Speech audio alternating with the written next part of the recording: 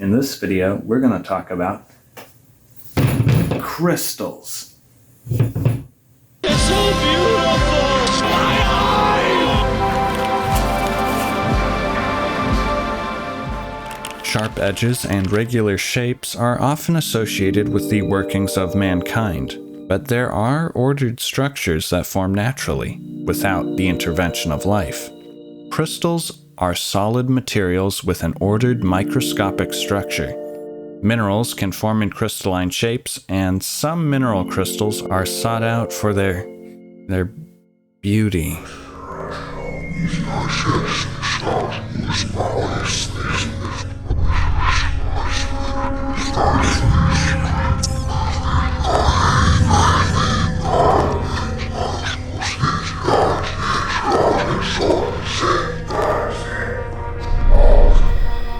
Where was I? Oh, right. Crystals and gemstones have acquired cultural and spiritual significance over the course of human history, so it is no surprise that they frequently appear in fantasy and science fiction. The Arkenstone is a gem of great cultural significance to the dwarves of Middle-earth, and in Star Wars, kyber crystals are used to create lightsabers. But crystals do not just have to be MacGuffins, treasure, or weapon components.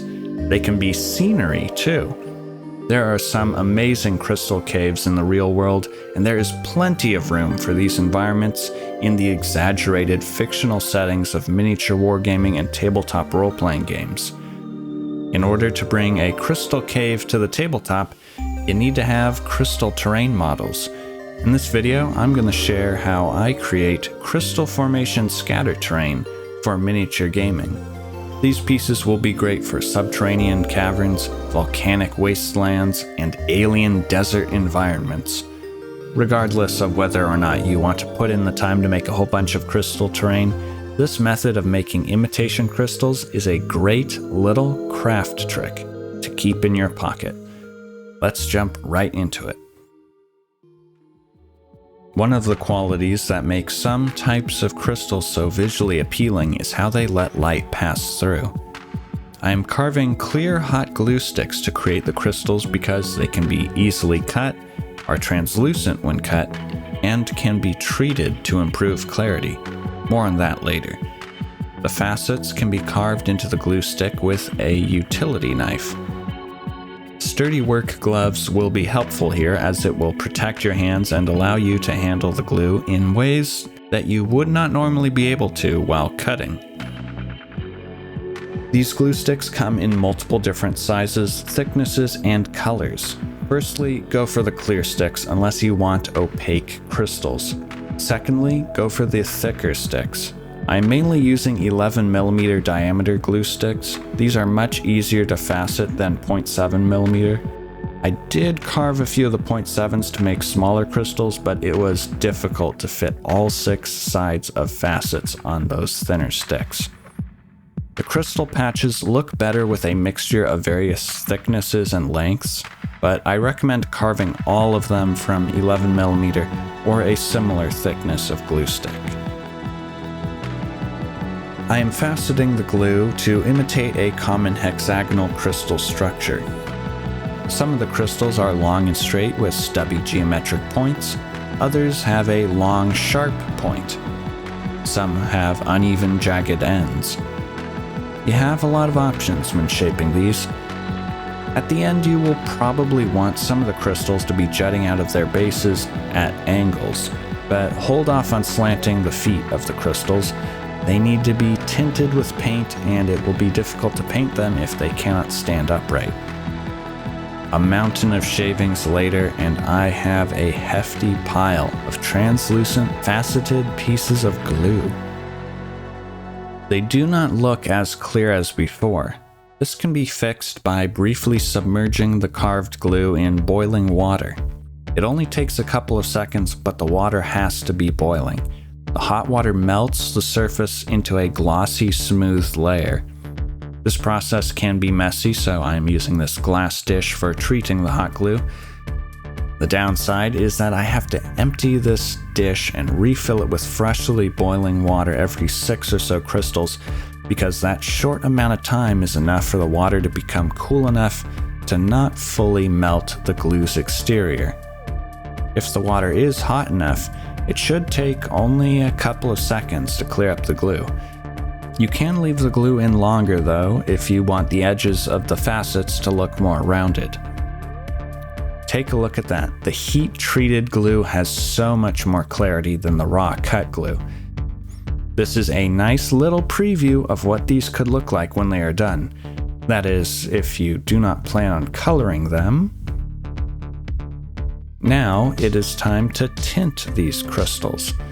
I'm using watered-down miniature paint to color them. Multiple thin layers seem to come out better.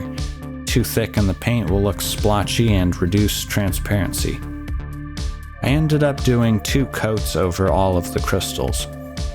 I organized the crystals by how jagged, sharp, or geometric they were, and painted each group its own color. I did this so that each color of crystal would feel like they have a distinct shape. For example, I chose to paint the most geometric crystals green like emerald, and these rough and sharp crystals purple like amethyst.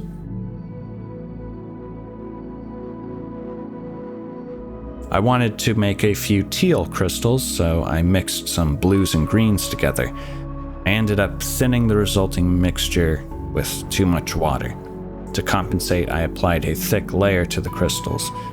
They ended up nearly opaque, but it's a nice color.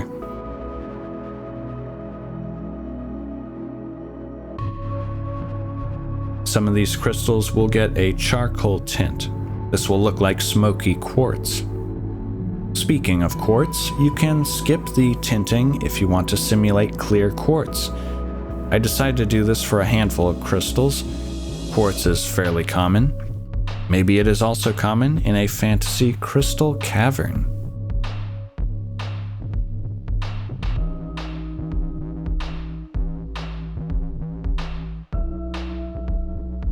Tinting the crystals trades the gloss exterior from the heat treatment for color. The last step in making the crystals is to bring back that glossy sheen. Acrylic gloss varnish will do the trick. I applied 1 coat of varnish to all of the crystals and gave them a second coat hours later. Now you might be wondering, "Hey, Mr. Gaming Tome, why are you varnishing the colorless crystals? Aren't they already shiny?" You are right, they are already shiny, but I do not know how long that will last. I suspect that handling the crystals and moving them around the table will wear away the shiny exterior, but more importantly, I'm worried about dust. I made a fountain terrain piece a long time ago. It was literally cardboard with a wall of stone surrounding blue construction paper covered in a thick layer of hot glue. It was one of my first pieces. Dust began to collect on the surface of the glue, and it would not brush off. It would stick. I do not want to risk these crystals developing a carpet of dust. The varnish creates a nice smooth surface that dust will not adhere to, unlike the rubbery exterior of hot glue. These crystals need something to be put on. I cut and carved some heavy paperboard into round bases. A brushing of PVA, and now it is time to stick on some details. These bases are pretty simple, a bumpy texture with a few stones. I'm leaving the center of the bases clear for a cluster of crystals to be attached later on.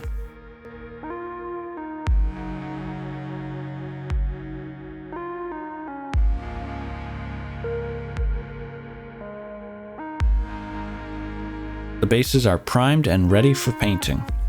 Painting these will also be simple.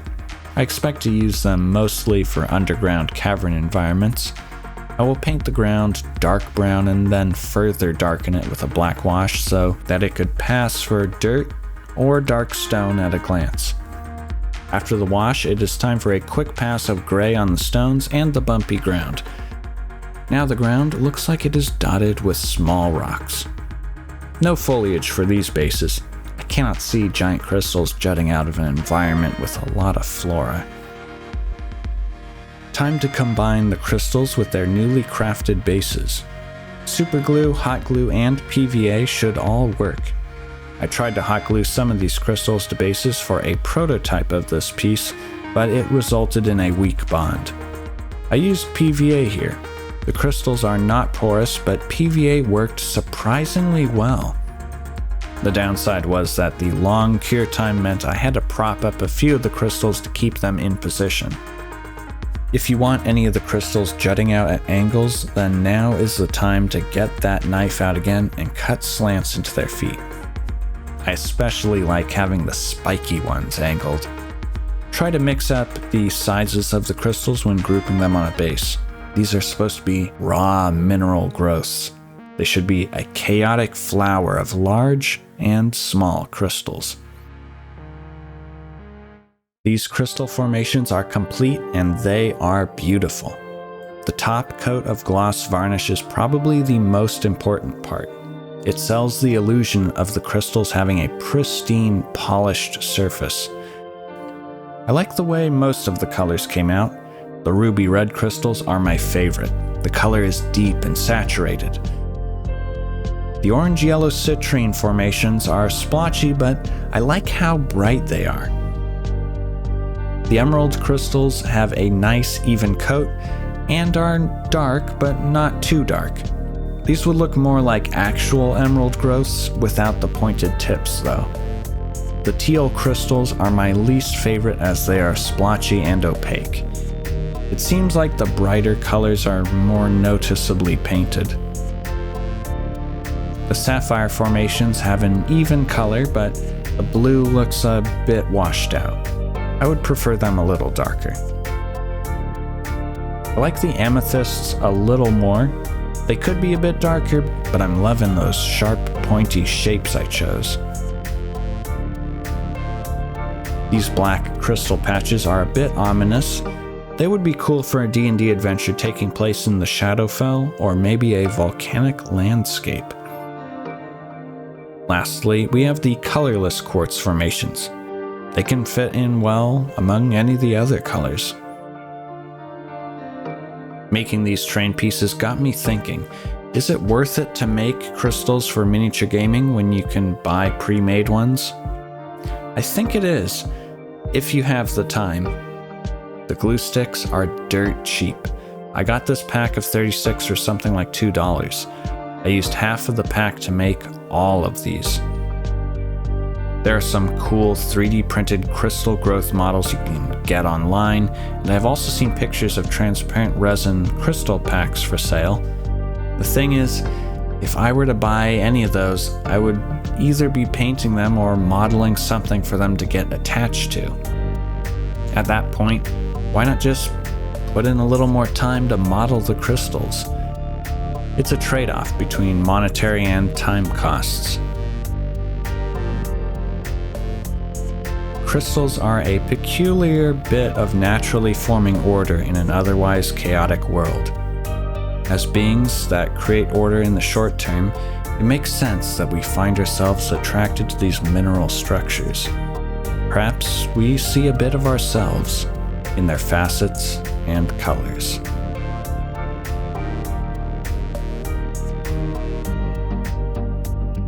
If you enjoyed the video, then leave a like. If you did not, then tell me why. If you want to see more content, then gaze into the crystal and press that subscribe.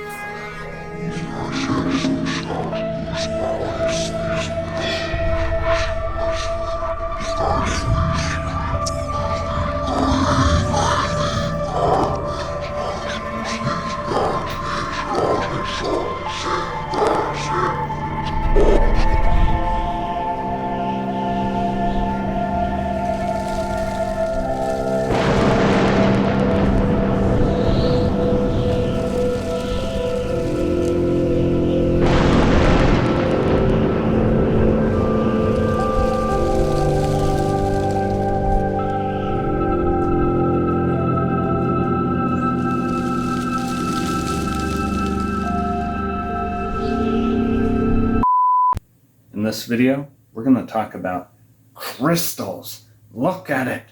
Gaze upon its beauty. Behold. Crystals, aka rocks. But this time they're pretty.